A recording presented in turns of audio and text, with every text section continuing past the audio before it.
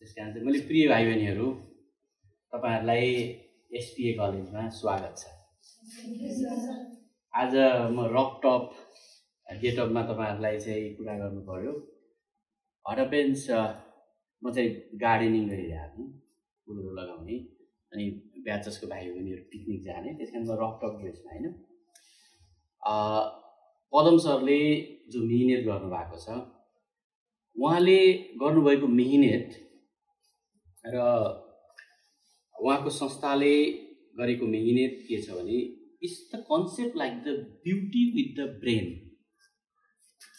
Beauty with the brain. हामी modelling means you need to be a model of your life. मेरो कुरा बुझ्नुभयो? त्यसकारण तपाईको पहिलो कुरा you need to beautify your brain. You have to beautify your skills. You have to beautify your confidence. You have to beautify your internal beauty. You have to beautify your internal discipline. यो कुरालाई ब्युटिफाई गरिसकेपछि that gives you the glowing personality. मेरो कुरा बुझ्नुभयो?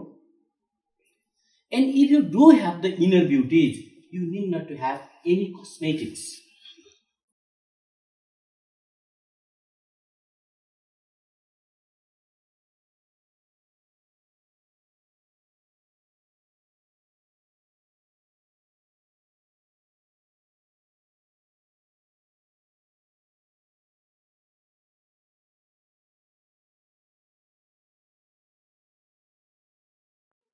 तपाईको personality पनि हुनु पर्यो, तपाईको कन्फिडेन्स पनि हुनु पर्यो, तपाईको इनर ब्युटी पनि हुनु पर्यो, तपाईको सब्जेक्ट म्याटरमा ज्ञान पनि हुनु पर्यो र तपाईले आफूलाई कसरी प्रेजेन्ट गर्नु भने मोडेलिङ हो भाइ बहिनीहरु। तपाईलाई कसरी प्रेजेन्ट गर्ने, क्लासमा कसरी प्रेजेन्ट गर्ने, तपाईको चाहिँ सभा सेमिनारमा आफूलाई कसरी प्रेजेन्ट गर्ने, तपाईको चाहिँ के रे संसदमा कसरी तपाईलाई प्रेजेन्ट गर्ने, अन्तर्राष्ट्रिय फोरममा तपाईले आफूलाई कसरी प्रेजेन्ट गर्ने, टिकटकमा तपाईले आफूलाई कसरी प्रेजेन्ट गर्ने, तपाईको चाहिँ सोशल मिडिया अरु चाहिँ फेसबुकमा कसरी प्रेजेन्ट गर्ने, युट्युब च्यानलहरु भिडियोजहरुमा तपाईले कसरी प्रेजेन्ट गर्ने, सेमिनारमा तपाईले आफूलाई कसरी प्रेजेन्ट गर्ने भन्ने कुरा धेरै महत्त्वपूर्ण छ भाइ बहिनी।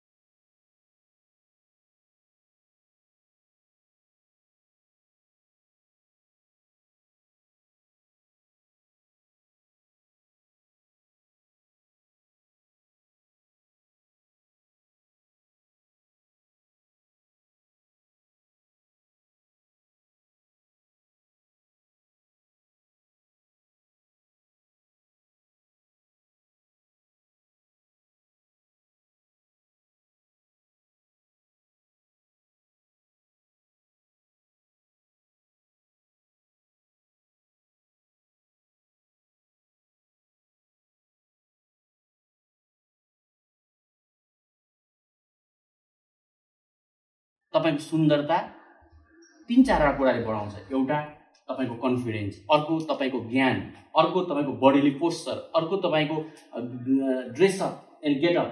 तपाईको गेटअप अल्सो म्याटर्स आइदिया, बुझ्नुभयो? अर्को कुरा तपाईले काँटा चम्चा कसरी चलाउने, कसरी खाने, कसरी बोल्ने, कसरी अर्काको कुरा सुन्ने र तपाईले बोल्नुपर्छ। तपाईले आफूलाई प्रेजेन्ट गर्नुपर्छ। तपाई बसेर बोल्नुहुन्छ कि बोल्नुपर्छ, अगाडि आएर बोल्नुहुन्छ कि बोल्नुपर्छ, उभिएर बोल्नुहुन्छ कि बोल्नुपर्छ, पछाडी हुनुहुन्छ कि बोल्नुपर्छ, बोल्नुपर्छ। And that gives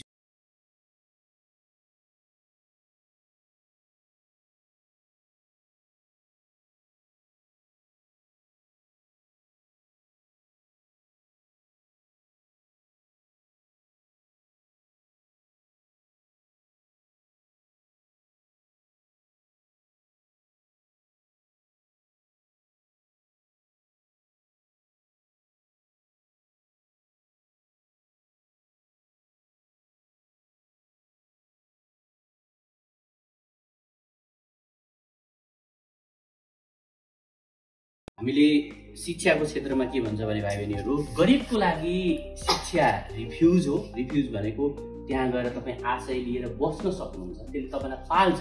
and then education is the ornament for the rich. शिक्षा भनेको धनीको लागि गहना हो देखाउने, गरिबको लागि बाँच्ने आधार हो। त्यसकारण हामीले शिक्षालाई यो संसारमा तपाईँले चाहिँ तपाईँ जीवन जिउन अगाडि बढ्न तपाईँलाई डिग्री सर्टिफिकेट चाहिन्छ भन्ने छैन। तर तपाईँले सबै कुरा साथ साथ लानुभयो भने तपाईँ मोडेल बन्न सक्नुहुन्छ।